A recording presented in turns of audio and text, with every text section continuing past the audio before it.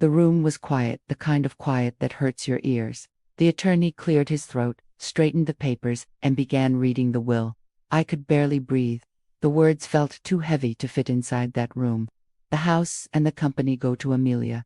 The old cabin goes to Lauren. Silence. Then the sound of a held breath. I don't know if it was mine or someone trying not to laugh. The air vanished. The old cabin. The place where Joseph and I started our life together. The same place he used to say he would fix up once things calmed down. And now, that was it. The rest, all in our daughter's hands. I looked at Amelia. She avoided my eyes, but her husband didn't. He stared at me with that half smile of triumph, the kind of smile from someone who thinks he won a contest I didn't even know existed. Voices started whispering. At least she got something. The cabin. Does it even still exist? She should be happy, right? At least she didn't walk out empty-handed. I wanted to say something. I wanted to defend myself, to remind them I was the one who ran the company, who stayed up so many nights checking spreadsheets, paying suppliers, keeping the bills in order, while Joseph traveled. But nothing came out. The words died before they reached my mouth. My hands went cold, my throat tightened, and that metallic taste of indignation rose up, the kind we swallow so we don't cry in front of others. And I didn't cry. Because sometimes dignity is the last asset you have when they've taken everything else. The attorney closed the papers. Before anyone could say anything, Amelia stood. Her voice came out calm, almost sweet, but there was a touch of rehearsal in it. Mom, maybe it's better if you go to the cabin for a while. Until I figure out everything Dad left. It avoids conflict, you know. It's best for everyone. Avoids conflict. As if I were the problem. As if I hadn't built every brick of that house with my own hands. As if I were a stranger in my own story. I looked at her and saw something I still didn't want to accept. Distant. That cold distance that grows when love is traded for convenience. I said nothing. I grabbed my purse. I walked past all of them, the attorney, Joseph's brothers, the son-in-law with the satisfied smile, and left. The door clicked shut behind me. Outside, the wind was icy. The same wind that carried the smell of the cabin, even from far away. A smell of damp wood, of memories and promises time never kept. As I walked to the car, I thought, they took everything from me. But maybe, without knowing it, they just gave back what was truly mine. Before I continue, I want to thank this channel for letting me share my story. I'd like to ask you to keep supporting this channel, as it tells moments from other women's lives. So please subscribe to the channel, and tell us in the comments which city you're watching from. That day, I lost the house. I lost my name on the company facade. I lost my seat at the family table. But what no one imagined was that in the forgotten cabin there was something that would change everything. Sometimes life pushes you out of comfort, just to put you back on the path of destiny. It was there, among the dust and the silence, that I found the first sign Joseph was still speaking to me. The road to the cabin seemed longer than I remembered, or maybe it was the weight in my chest that made every yard feel endless. The car jolted into ruts, the sound of the tires in the mud mixing with the drone of a tired engine.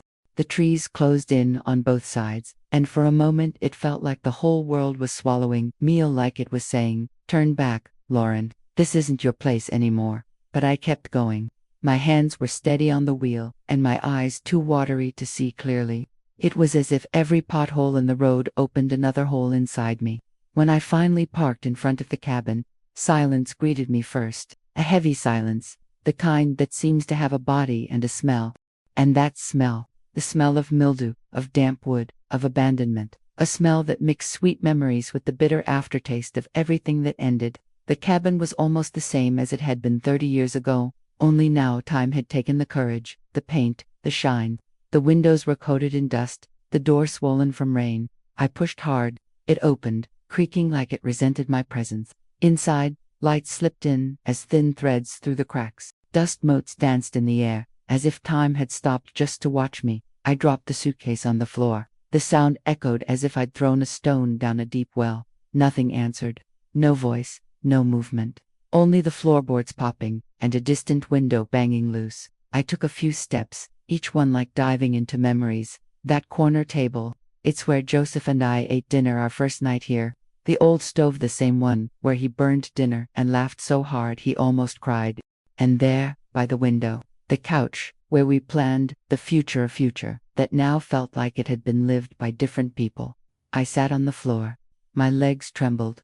Not from cold, from absence. The kind of absence you feel when you realize no one is going to open the door and say, "You're home." I closed my eyes and let the past flood me. "Lauren, look what I made."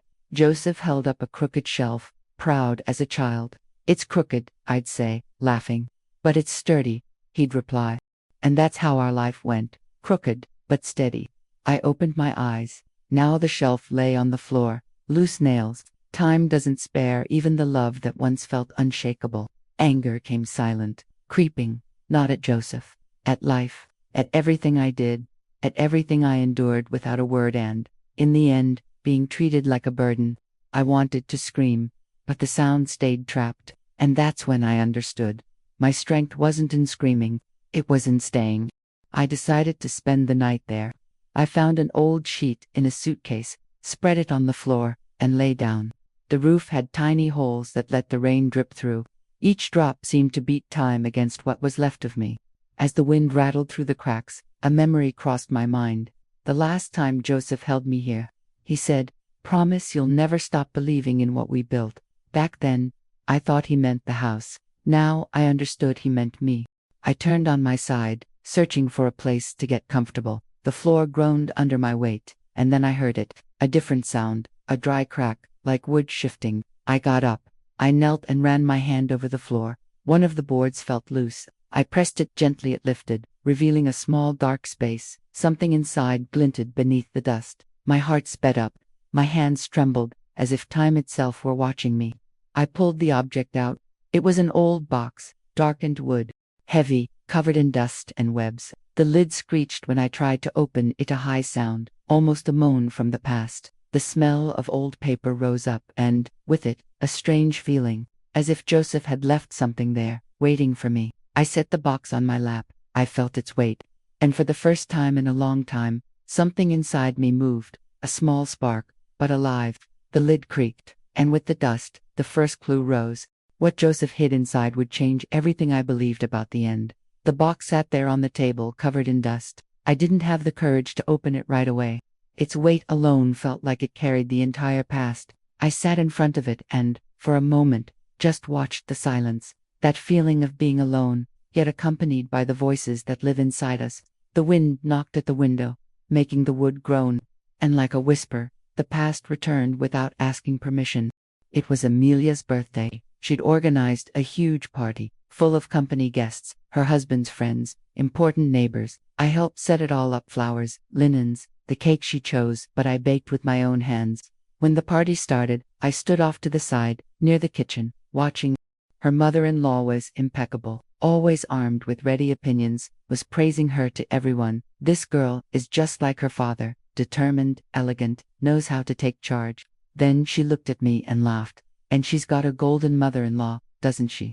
That perfect stepmother who does everything and never complains." The word stepmother pierced me like a splinter. I was never her stepmother. I was her mother. Since the first step, the first scraped knee, the fear of the first day of school, but no one seemed to remember. I stood, holding a plate, smiling without showing my teeth, the smile of someone who learned to stay quiet so as not to ruin the mood. And when Amelia went to take a picture with her mother-in-law, she walked past me, as if I were part of the decor. Later, back home, I tried to text her, "Sweetheart, it was a beautiful party. The cake turned out just the way you wanted. I love you." It took a while to get a response. Hours later, the phone buzzed. "Thanks, I'm tired. I'll talk later, talk later." That later became a sentence on repeat. After work, after the vacation, after her husband left, but that later never came. Sometimes I sent a good morning, and she replied with a flat emoji. Other times, nothing at all. And little by little, the conversation between mother and daughter turned into a spreadsheet, cold, functional, soulless. One night, we were invited to dinner at their house. The table was big, impeccable. The son-in-law, with his self-assured air, talked loudly about investments, profits, modern strategies. I just listened, as always. At one point, he laughed and said, "These old-school companies need to modernize. You can't leave them in the hands of people who think like the 80s, right?" His eyes met mine. He didn't need to say my name. Amelia laughed, a short, uneasy laugh, but not enough to defend me. I just smiled, cut a small piece of meat, chewed slowly. It tasted bitter. It was the taste of being tolerated, not respected. I came back to the present. Wind slipped through a crack and stirred a torn piece of curtain. The fabric swayed, and the sound brought me back to now. I looked at the box again. My heart thudded. I brushed off the dust and lifted the lid. Inside was a small bundle of letters tied with a faded blue ribbon. The smell was familiar, the scent of time and old ink. The edges were yellowed, but the handwriting, oh, I'd recognize that handwriting anywhere. It was Joseph's, the same firm script, slightly slanted, with strokes that seemed to hug the paper. I picked up the first letter. My hands shook. On the envelope, a single word written in black ink, trust. I opened it. The letters moved across the page, alive, as if he were still right beside me. But before I could read more, the tears came, not the ones that wail, but the kind that slide slowly, hot, silent, leaving the taste of what won't return. I set the letter on my lap, leaned my head against the wall, and took a deep breath. The sound of rain outside seemed to match my restrained crying. I closed my eyes, and in that instant I understood. The scars Amelia left on me weren't born the day of the will. They began much earlier, those small times when I was invisible. At parties, in cold texts, in jokes disguised as kindness. But Joseph knew, he always knew. And maybe, in these letters, he had left the part of the story no one ever wanted to hear. His handwriting, and one word repeated in every letter, trust. In the next letter, Joseph revealed something that explained it all. Why the company and the inheritance weren't what they seemed. I spent hours sitting in front of the box. The letters were stacked carefully as if Joseph knew I would need them one day, and somehow, he did. I picked up the first one. The paper was thick, the kind he always chose for notes to me. The blue ink had bled a little with time, but the words were still there, firm, alive. Lauren, if one day they throw you out, it's because they don't deserve you. It felt like a prophecy, a voice from the past, crossing time to find me right now, when I thought everything was over. My hands trembled. I kept reading. You have always been the foundation of everything. If things spin out of control, remember, I entrusted you with more than I left in writing. Trust what's to come. That word trust again, repeated like a secret password. I separated the letters, one by one. In some, he wrote about simple memories, the first day at the cabin, the smell of coffee in the morning, the plans we had for the future. But in others, the tone changed. One of them held a smaller envelope, folded and sealed with old tape. Inside I found documents, official papers, stamped, signed, his name at the top, Joseph D. Moore, and just below, in bold letters, the title, Life Insurance Beneficiary, Lauren A. Moore. I lost my breath. I read it once, twice, 3 times. It wasn't a mistake. It wasn't an error. It was proof that Joseph had left me something far from everyone's eyes. And there, in the clauses, was what he had done, a high-value policy, triggered in the event of natural death, with specific instructions, so no one else could access it without my signature. Last updated, 3 months before he died. I pressed the paper to my chest and closed my eyes. For a moment, I could smell him, that mix of wood, soap, and safety that always made me believe everything would be okay. But with comfort came anger. Anger at knowing Amelia and her husband had taken from me what was mine by right, while Joseph, long ago, was already trying to protect me. I grabbed the old phone that still had a few contacts from when the company was ours. I looked up the accountant's name, Mr. Miles, the same man who had handled our finances from the beginning. I sent a simple message. Mr. Miles, do you remember a policy Joseph took out shortly before he died? The phone stayed silent for a while. Then it buzzed. Yes, Mrs. Moore. He asked me not to mention it to anyone. Said it was a personal guarantee for you, in case there were succession issues. Succession issues? He knew. Joseph knew Amelia and her husband would do exactly what they did. And still, he told me nothing. Maybe he wanted to spare me. Or because he knew time would show who was who. I sat back down in front of the box. I picked up another letter. This time, he spoke directly about the company. If one day greed speaks louder than love, don't fight for what they took from you. Use what I left you and rebuild. I know you can. And if you have to choose between fighting and living, live. I cried, but it was a different kind of crying. Not the crying of someone who lost, but of someone who understands. of someone who realizes love sometimes shows up as a plan. I closed the letters, folded the documents, and tucked everything into a new envelope. I looked around the cabin. The place that felt like a ruin now felt like shelter. And for the first time in a long time, I felt something like strength. I decided to tell no one. Not Amelia, not anyone in the family, not even the attorney. Not because I wanted to hide it, but because I learned, in the most painful way, that not every truth needs to be spoken right away. Silence is sometimes the best answer. And patience is the most elegant form of justice. I wouldn't strike back by shouting. I'd strike back with time, while they celebrated, thinking they'd erased me. I was about to discover the power of starting over in the quietest way possible. The days started to blur together, while I reorganized the cabin and tried to figure out what to do with what Joseph had left. News about Amelia and her husband came like the wind from all directions. Trips, parties, dinners at overpriced restaurants, photos on social media, rehearsed laughter, toasts in glasses that cost more than a month's salary for any of the company's longtime employees. They called it a new phase. I called it abandonment, disguised as success. The company, which had been my pride for so many years, now looked like a stage for vanity. New uniforms, but idle machines. A renovated office, but unpaid suppliers. Reports full of promises, but no concrete deliveries. And Amelia, oh my daughter, she always had a glow. But now it was a different glow, false shine of excess. New clothes every week, different cars, trips longer than the cash flow allowed, and him, the husband, always by her side, always with a glass in hand and the smile of someone who believes he's made it. One afternoon, I ran into a former employee, Mrs. Collins, who'd worked with me for nearly 15 years. She hugged me, with the squeeze of someone who already knows the news but still tries to soften the blow. Mrs. Lauren, forgive me if I'm talking too much, but that place is turning into a disaster. No one gets paid. The manager left. Suppliers are threatening to cut us off. Her voice trembled not with fear, but with despair. And even though I no longer worked there, I felt the same pain as someone who watches a house on fire and can't go in to put it out.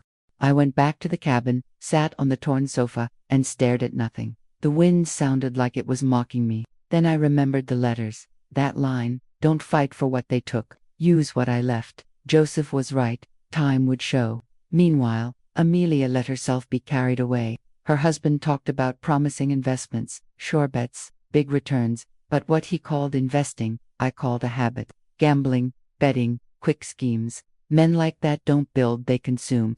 I remember a night when I called her. The voice on the other end sounded rushed, impatient. Mom, I can't right now. We're at dinner with investors. Amelia, I just wanted to know if everything's okay. I heard there are delays.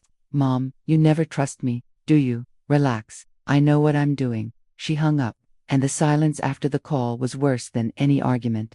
In the following weeks, the local papers started to comment. Moore's is behind on payroll. Rumors of mismanagement. Personal assets being put up for auction. Joseph's pride was turning into a headline of ruin, and everything he built with sweat was being traded for cheap luxury and passing status. I drove past the old headquarters once, just to look. The lights were still on, but it felt like a different place. New faces, luxury cars out front, music drifting from inside a party amid the wreckage. There she was, on the porch, dressed like a queen, smiling at her husband while they toasted. From my car, I watched from a distance and thought, it's impressive how pride's blindness shines brightest right before the blackout. The debts piled up. An old supplier messaged me, Mrs. Moore, I don't know who to deal with. Your daughter won't respond. Her husband changes the subject. Can you intercede? And I couldn't. Legally, I was nothing there anymore. Just the woman who built the foundation and was invited to leave her own construction site. But a mother's heart doesn't understand papers or signatures. Every piece of news felt like a shard of glass in my chest. Until one day, the message I feared arrived. Auction set for next month. Main house included in the company assets package. The house, the one where Amelia grew up, where Joseph died, where I lived every memory I had left, now turned into a catalog item. On the day of the auction, I went. I stood at the back of the room, hidden among strangers. The auctioneer's gavel beat a cruel rhythm. Opening bid, bid accepted. Next item, and then he raised his voice. More residence, Westfield neighborhood. Minimum bid, $250,000. For a second I thought about raising my hand. But no, that chapter needed to close. I just watched. And when the gavel came down, ending the bid, the sound echoed like a verdict. When the auctioneer raised the gavel, I understood. The lesson was just beginning. Amelia didn't know it yet, but the same money her husband would steal would be what led her back to me. The rain sounded different that morning. Faster, heavier, as if the sky knew something was about to happen. I was lighting the stove in the cabin when I heard the knocking. 3 quick, shaky, almost desperate taps. I opened the door on. There she was, Amelia. Swollen face, disheveled hair, eyes red from so much crying.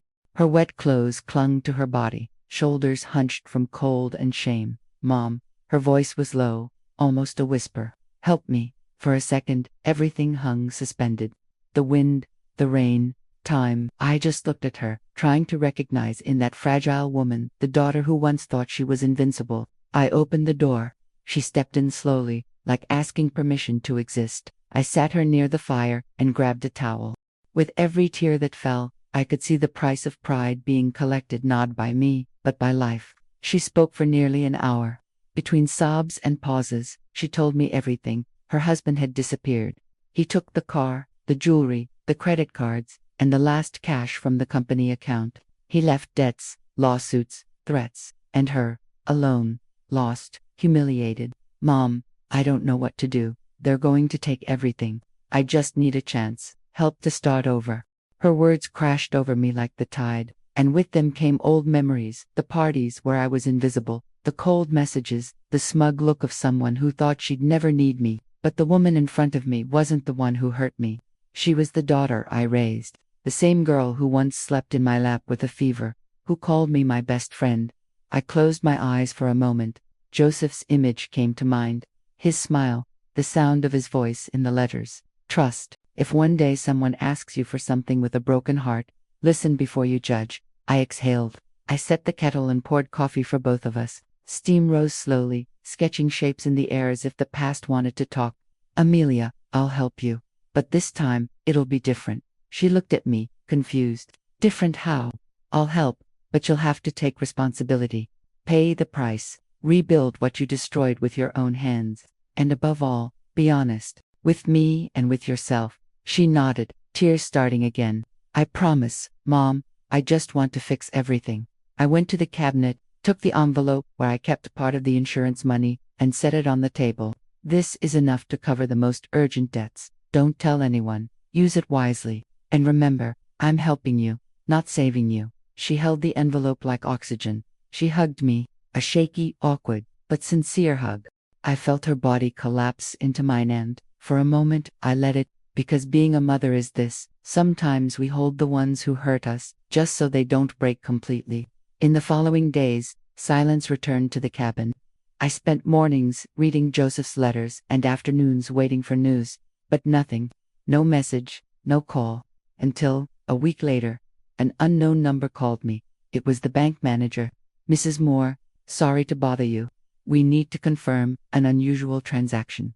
Ms. Amelia withdrew the entire amount in cash, and, well, it appears the money was handed over to her husband. The floor vanished. My throat closed. "What do you mean, handed to her husband?" She said it was to settle his issues, but no payment was made. He disappeared. I hung up and stood still. The sound of the rain returned, heavy, insistent, like the day she showed up at my door. Only now each drop seemed to mock me. I sat on the floor and leaned my back against the wall. I looked up at the ceiling and let the crying come not from anger, but from exhaustion. The kind of crying that doesn't ask for comfort, just space to exist. I thought of Joseph, of the trust he asked me to have, and I realized he didn't mean for me to trust others, but to trust myself, my calm, my strength, my ability to see past the pain. Then I understood that request for help hadn't been a test of love, it was a test of limits, and I had reached mine. I realized I wasn't just facing my daughter. It was the repetition of a pattern, the same cycle of weak men and blind women who destroy what they don't value. But destiny doesn't leave debts unpaid. What came next was the turn no one expected. The next few days were a strange silence. No messages, no calls, only the distant sound of wind through the trees around the cabin. I'd learned When silence comes before a storm, it's because the storm will be big. And it was. That morning, the mailman stopped in front of the cabin, a thick brown envelope, stamped by the court. I signed without really understanding what it was, but as soon as I opened it, the letters jumped off the page like punches. Notice of lien and auction. Property registered under the name of Amelia Moore and Moore's Industries. For a second, I couldn't breathe. The family house where Joseph and I lived, where we raised our daughter, where our memories were, was now the bank's property. And with it, the company, on the verge of legal shutdown. I closed my eyes, trying to hold back the urge to collapse. But something inside me began to change. It wasn't sadness anymore. It was indignation turning into clarity. I grabbed my coat, got in the car, and drove to town. I needed to look in the eyes of whoever destroyed everything we built.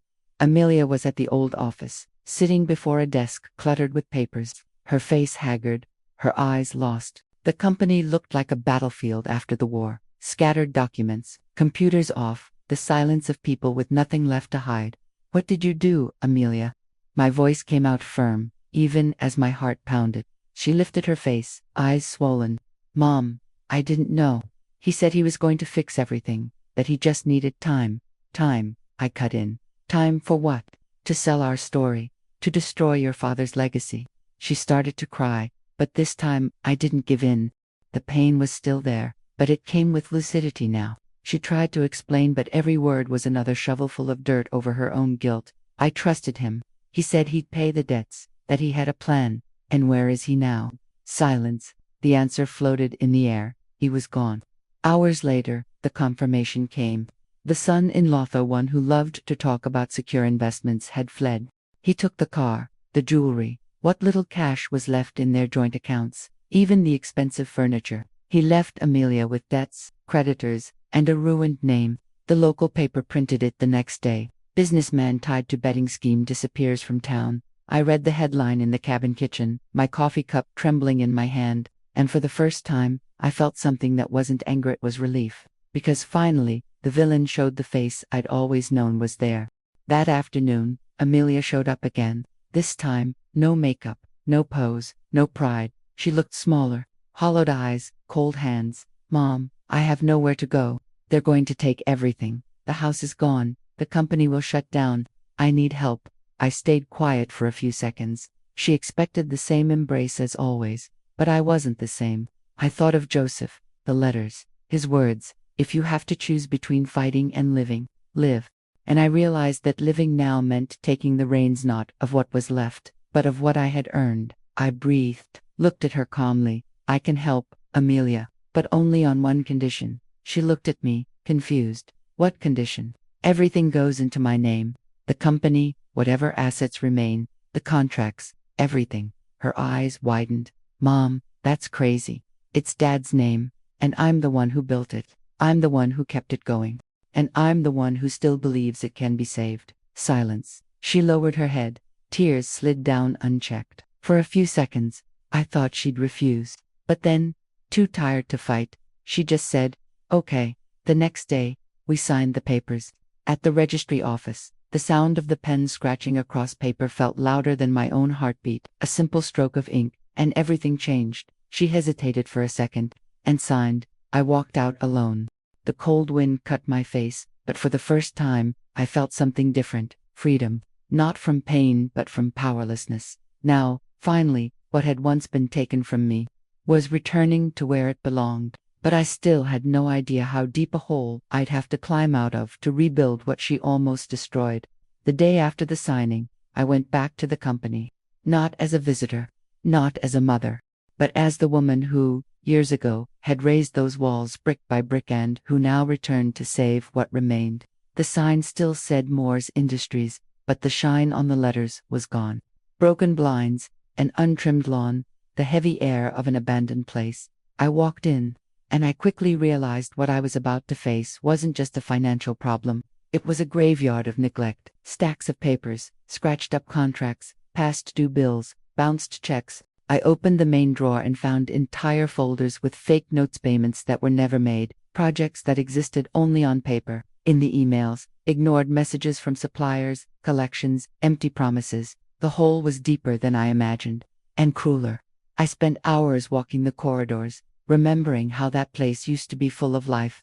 I remembered the first packaging Joseph and I created by hand, the late nights fixing labels, the feeling of victory when the first big order left the factory. Now, all that remained was dust and silence. In the afternoon, I called the old accountant, the one who still owed me loyalty and who had quietly been slipping me hidden reports. He opened a folder in front of me and started listing. Taxes 8 months overdue. Accumulated labor liabilities. To supplier contracts cancelled. Long-time clients switching to competitors. And then the sentence that pierced my chest. Moore's reputation is destroyed, Mrs. Lauren. People have lost trust. I stayed quiet. There was nothing to say. Because trust, I knew, is the only capital you can't buy back with money. After he left, I stayed alone in the office. The sun started to set, and light came through the cracked glass, striping the floor with gold. For a moment, that glow made the dust in the air look like gold. And then, I remembered Joseph's letter. I opened my bag and pulled out the worn envelope.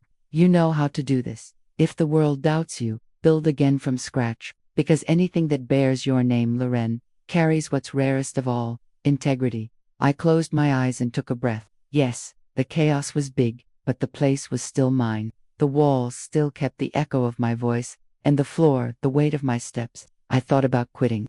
For a second, I swear I did. But pride, the kind they tried to eerie, spoke louder. I wasn't going to let the story end like this, not with his name stained and mine forgotten. I spent the night drafting a plan. At the top of the notebook, I wrote, Operation 90 Days, simple, direct goals, impossible only for those who don't know the power of persistence. I looked at the money I had left and hesitated. It was my safety net, but I'd learned that sometimes the thing that saves us is the risk we're willing to take.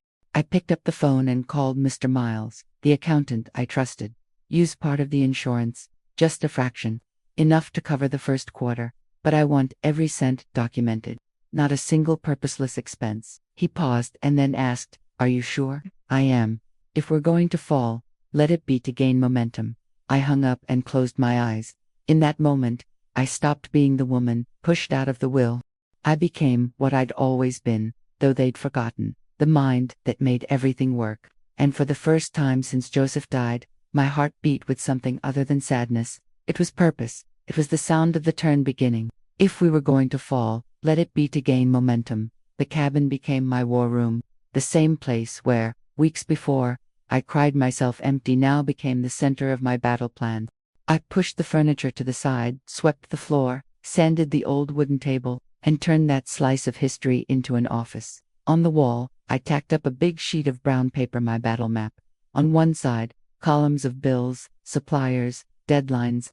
On the other, daily goals. At the top, in big, firm letters, I wrote, Operation 90 Days, back to our origins. Every day at 6 a.m., I brewed coffee, opened the windows, and sat at the table. Spreadsheets at hand, notebook opened, the same thought thudding. If I built the company from zero once, I can do it again. The first weeks were the hardest. No one believed me. Some suppliers looked at me with suspicion. Others wouldn't even take my calls. Amelia and her husband's reputation had left deep scars, but I didn't give up. I picked up the phone and started calling. Dozens of calls a day. Most ended with I'll think about it, but one changed everything. It was Mr. Dalton, an old supplier of recycled cardboard, a simple man, straight talker, who had worked with me for over 20 years. He answered coldly, Lauren, I thought you'd vanished. Vanishing was never my style, Dalton. I just needed to step back to see better. Silence. The company's a mess. I got burned twice. And now you want me to trust again. I took a breath. I don't want you to trust promises. I want you to trust the person who always paid what she owed. And you know who that was. On the other end, silence again. Then he sighed. All right, Lauren, I'll give you a month. 1 month to prove it's different. A month, it was all I needed. I started repositioning the brand. No empty slogans, no luxury that doesn't fit people who actually work. I came up with a new motto, simple and direct. Back to our origins, same quality, same hands. I adjusted products, cut the superfluous, prioritized the essential. And with part of the insurance still reserved, I paid the most urgent debts, the ones destroying credibility. Each payment was another brick back in the wall of trust. Sometimes I spent hours alone, revising spreadsheets in the cabin, with the sound of crickets and cracking logs. In those quiet moments, I felt Joseph there, as if, somehow, he was following every line I corrected, every number that started to make sense again. But rebuilding in public is harder than starting from scratch, because when the whole town has already written you off, every step becomes a spectacle. People whispered at the market, "There she goes, trying to fix what her daughter ruined. Must be pride. She just can't let go." I pretended not to hear, but every comment was fuel, because I learned the best reply to doubt is results. At the end of the first month, I sat with the spreadsheets and did the math. The final number blinked before my eyes, the whole reduced by 20%. 20%. Not much, but enough to prove it was working. Sales started to return. Suppliers began greeting me with respect, and the phone, once mute, now rang with new orders. The accountant called the next day, excited. "Lauren, I don't know what you're doing, but it's working. Moore's name is making the rounds again. People are saying you brought the company back to life." I smiled. Not from vanity, from relief. That number, that small progress, meant the work was finally bearing fruit. The impossible was starting to give way. I went out to the cabin porch, looked at the horizon, and let the wind hit my face. For the first time in a long time, I took a deep breath without guilt. The worst seemed behind me. But fate, when it sees us standing, tends to test us again. That's when she came back, and what she had in her hands wasn't remorse. It was another request. The phone rang mid-afternoon.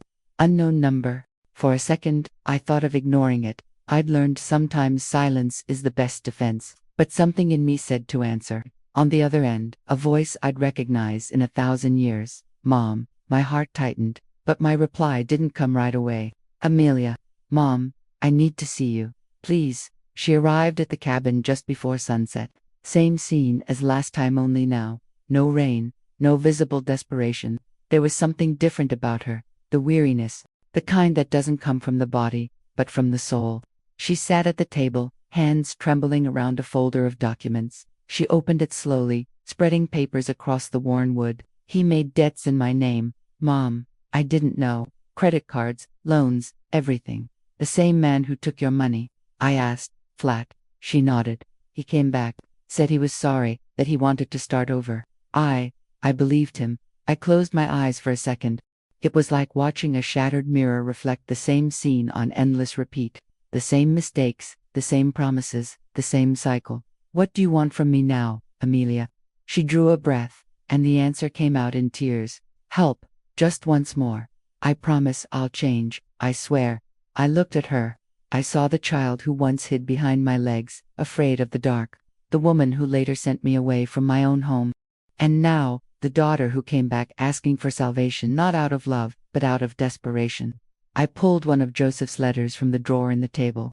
I read it whenever my heart threatened to give in. Forgiving is noble, but allowing them to hurt you twice is cowardice disguised as love. I folded the paper and looked at her. "Amelia, I hear you, but I can't save you anymore. I offered help before, and you chose another path." She tried to interrupt, but I continued. "If you want to get back up this time, you'll have to work for it. I won't pay your debts, but I can give you something better, a chance to regain your name." She stayed quiet, eyes glossy, breath shallow. "Work there at the company. But, is it still yours?" I drew a breath. Then I said something I'd been turning over for weeks, not for much longer. In recent months, many businessmen had approached me, interested in buying part of Moore's, but I resisted. Now I understood this might be the time. I chose one, a man of integrity, born in town, owner of a small cooperative. He knew my story, and more importantly, my way of working. We met on a Tuesday afternoon. I put the conditions on the table. "The company is yours, but with one clause. Amelia works here. Fixed salary, a term contract, and the obligation to pay down her personal debts herself. No privileges, no shortcuts." He stayed quiet for a few seconds, and then nodded. "Deal. And may I say something?" "Of course. That's what I call justice with wisdom." I smiled. It wasn't revenge, it was balance. It was handing responsibility back to whoever had wasted it. I went back to the cabin and called Amelia. She listened in silence. With every word, her face shifted from hope to surprise, from surprise to shame. "You," sold the company. I returned to it what dignity it had left, and gave you the chance to do the same." She tried to smile, but the smile died midway. "I don't know if I can." "You can, but only if you want to." We sat in silence. The sun hid behind the trees, and the golden light slipped in through the window, lighting the table, the same place where Joseph used to write his letters. For a moment, I felt he was right there, saying nothing, just watching, approving. If she wanted salvation, she'd have to walk on her own. When she walked through the new company's door, I saw if the story could start again. But the ending, this time, would depend only on her. The day of the sale arrived calmer than I imagined. No fireworks, no tears, just the serene feeling of someone who knows she fulfilled her part. The conference table was covered with folders, contracts, and reports. The buyer, Mr. Richard Lane, owner of a local cooperative, reviewed every document carefully while the accountant aligned the final details. Everything was transparent, clean, fair, exactly how Joseph would have done it. I had prepared everything in detail, full audit delivered, debts paid, pending issues resolved, and among the contract clauses, one in particular, the one that gave me the most peace: Amelia Moore will be hired indefinitely. Administrative role, fixed salary, and a monthly target proportional to her registered personal debts. I signed. Sound of the pen gliding across the page was like a perfectly placed period, without anger, without regret. When I finished, Richard looked up and said, with respect, "You know this place exists because of you, don't you?" I smiled slightly. "What exists because of us doesn't die, Mr. Lane. It just changes owners." Before leaving, I walked the plant one last time. The smell of ink, the distant hum of machines, the echo of footsteps in the corridors, everything seemed to say goodbye in silence. The employees, many of them old-timers, watched me with watery eyes. Some came to hug me, others just waved from afar. No one had to say anything. True respect doesn't make noise. I passed the room where Joseph and I signed the first contract of our lives. Same table, the same old clock on the wall. I placed my hand on the wood and closed my eyes for a moment. "Thank you," I thought, "for everything you gave me. And even for what you took away." I took a breath and walked to the front door. The same one I'd first walked through decades ago, hand in hand with Joseph. That day, I was full of plans. Today, I was full of peace. When I stepped onto the sidewalk, the wind hit my face light, warm. It was as if the world said, "Now, it's time to take care of yourself." A few days later, Amelia started her new job. I didn't go to see her walk. I thought it best not to interfere. But Mr. Lane told me later, in his practical, direct way, she got here early, quiet, said hello to everyone, and sat down to work. I felt proud, not for the title, but for the attitude. Maybe, at last, she'd understood what I'd always tried to teach, that honest work doesn't humiliate, it redeems. Richard was firm from day one. No privileges, no pity disguised as kindness, fair pressure, clear targets, and, according to him, Amelia accepted it, no complaints, no playing the victim. Maybe there was still hope, but this time, the result didn't depend on me. When I returned to the cabin, I found the sunset reflecting in the window. Golden light flooded the room, lighting the goalboard still pinned to the wall. I smiled. I didn't need it anymore. The war was over. I picked up my coffee cup, stepped onto the porch, and watched the sky change color. I felt something I hadn't felt in a long time: lightness, that rare sensation of a job well done, a quiet soul. This time, responsibility wore a badge with her name and mine, carried just one word: freedom. And in that freedom, the cabin, once a symbol of contempt, became the home where I finally learned what peace is. It took me weeks to realize it. The cabin was no longer the place where I'd been left. It was the place I chose to stay. The walls that once echoed with the sound of my crying now held the scent of fresh coffee and the soft noise of mornings. With every small repair, I could feel something inside me rebuilding too. I replaced the roof, painted the windows, had the utilities fixed. I planted simple flowers, daisies and lavender, right by the entrance. When the wind blew, their sweet smell floated into the living room and mixed with the aroma of a cake in the oven. It was funny. Everything there had gotten smaller, but somehow the world felt bigger. Maybe because, for the first time, I didn't have to prove anything to anyone. The dining table, the same one that had served as an improvised desk, now wore colorful cloths and old china teacups. I bought new curtains, light ones that let the sun dance across the floor.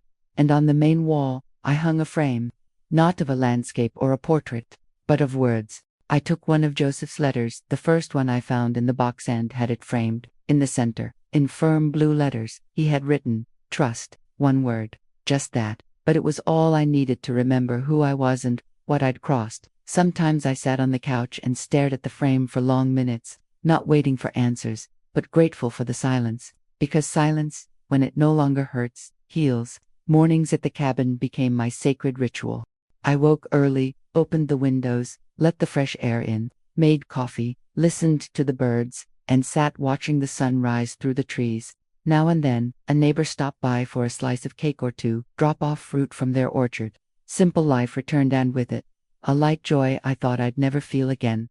There was no luxury, but there was peace, and peace is the most expensive luxury in the world. In the late afternoons, I read passages from Joseph's letters. Some I knew by heart. Others I read as if for the first time, and always, without fail, I ended up smiling. You always knew how to do it. I just reminded you. One of those afternoons, my phone buzzed on the table. A familiar number I hadn't seen in months. My heart sped up before I even looked at the screen. It was her. "Mom, can I stop by to talk?" The sentence was short, but this time, something was different in it. The tone, the choice of words, the care of a period at the end. It wasn't a cry for help. It was a request for forgiveness, disguised as a visit. I closed my eyes and took a breath. The smell of coffee still filled the air. And I thought, maybe, finally, she understood. This time, there was regret in the punctuation. When she crossed the cabin's threshold, I knew that talk wouldn't be about the past, it'd be about what could still be saved. She arrived without warning. No makeup, no rush, none of that expensive perfume that always announced her. She knocked twice and waited, as if the sound itself were a request for permission. When I opened the door, I saw a different woman, hair tied any which way, a tired but clean gaze, no rehearsed speech, no theatrical tears, just truth. "Can I come in?" she asked. I nodded. The air between us was heavy, but not like before. It was the weight of things that needed to be said. She sat at the table where the coffee still steamed. For a while, we were quiet. The kind of quiet that doesn't bother anymore, it just readies the ground. "I ruined everything, Mom." Her voice was steady, no drama. I thought I knew what I was doing. I thought being the owner meant power, but power without gratitude is poison, and I drank it every day. She lowered her eyes, her fingers fidgeted on the rim of the cup, nervous. "Dad always said I had your fire, but never your patience, and I didn't want to learn from you. I wanted to surpass you." Her words hit deep, because they weren't excuses, they were autopsies of choices. He convinced me I could do everything, that I didn't need anyone, and when I realized it, I wasn't myself anymore. I was the reflection of his ambition. We stayed side by side, unhurried. I let her talk. Everything I needed to say was already on my face. When silence returned, I broke it gently, choosing each word like stitching an open wound. "Amelia, a mother's love has no expiration date. But forgiveness, it doesn't erase consequences." She lifted her gaze, tears contained. "I didn't come to ask for money, Mom. I just wanted to know if you still believe in me." I inhaled. "I do, but believing isn't carrying. You need to walk on your own. The debts are yours, but the learning can be ours." She stood, came round the table and hugged me. Not that cold, rushed hug from before. It was lingering, sincere, heavy, and light at once. I felt her body tremble and, for the first time, I didn't cry, because that crying wasn't mine. It was hers and it was necessary. I pulled back a little and looked her in the eyes. "You have a job. You have a chance. Use it as a bridge, not a crutch, and remember, respect is the most mature form of love." She nodded. "I'll try, Mom. This time, the right way." I smiled. "Don't try. Do." Evening fell, and golden light slid through the window, lighting Joseph's frame on the wall. "Trust." The words seemed to glow in the reflection of the sun. I walked her to the door. Before leaving, she turned. "Mom, I never thanked you for staying, even when I threw you out. You didn't throw me out, Amelia. Life did, and I'm glad, because distance is how I finally saw who I was." She smiled, eyes shining, and left. The sound of her steps fading down the road was different this time. It wasn't escape. It was a restart. If it was love, it would have to learn respect. And when the silence returned, I realized love no longer needed to be proofed as presence. The months that followed passed without hurry, and for the first time in many years, I wasn't in a hurry either. Life settled on the outside and, little by little, inside me, too. Amelia kept working. I heard from friends that she arrived early, left late, and rarely complained. There were good days and bad. She stumbled some big stumbles, some small, but somehow, she kept moving forward. She didn't seek me out all the time, and I didn't demand it. I learned that real love doesn't require constant presence, only truth when it appears. In the cabin, routine became a silent prayer. The sound of coffee dripping, a cake in the oven, kids' voices from neighbors playing outside. It was as if life had found its natural rhythm again, without rush, without noise, without a stage. I, who once had to be iron not to collapse, now just wanted to be wind. Light, invisible, but present. On the wall, the frame with the word trust still watched over me. Every morning, I looked at it and thought, Joseph, I trusted in you, in life, and finally, in myself. Today I understand that justice isn't about revenge. It isn't about victory. It's about balance. Justice is sometimes giving the weight back to the one who made the mess, and giving myself back the right to rest. And that's what I did. I gave responsibility back to Amelia, the story back to whoever needed to live it, and to myself what I'd always lacked: peace. The cabin that once symbolized my exclusion became the address of my freedom, the place where I learned that love and boundaries can live in the same house as long as the doors stay open. As I write these final lines, I hear laughter outside. It's the neighbors' kids playing by the garden, and I realize that, without noticing, I've filled this place with life again. Not the life I lost, but the one I chose to build. I smile, pour a cup of coffee, and let the sun in through the window, turning everything that was once gray to gold. Peace isn't a prize, it's practice. And I've finally learned how. I want to thank this channel for giving me the chance to share my story. And now I'd love to hear from you. If you were in my place, would you forgive the same way? Or would you have done things differently? Tell me your thoughts in the comments. And if this story touched your heart, help this channel keep bringing moments like this to life. Subscribe and share this video, because here, every story is a hug for someone who once had to start over.